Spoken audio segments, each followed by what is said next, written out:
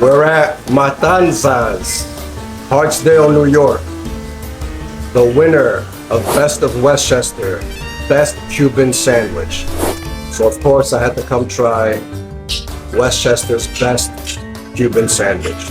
By the looks of it, it's already full of meat. Very juicy, it's very authentic with the mustard, the mayo, the shredded pork, the ham, Swiss cheese, and the pickle. Panini press. Cheers.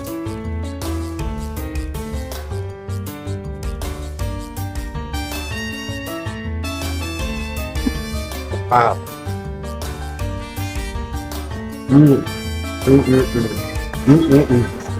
I agree with Best of Westchester.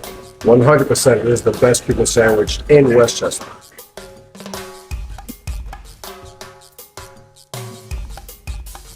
Incredible.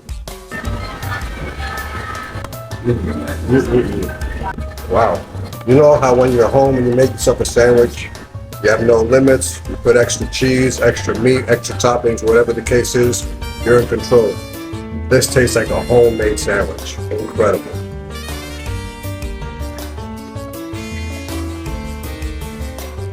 Incredible. My first time trying a Cuban soda called Jupina. Pineapple soda.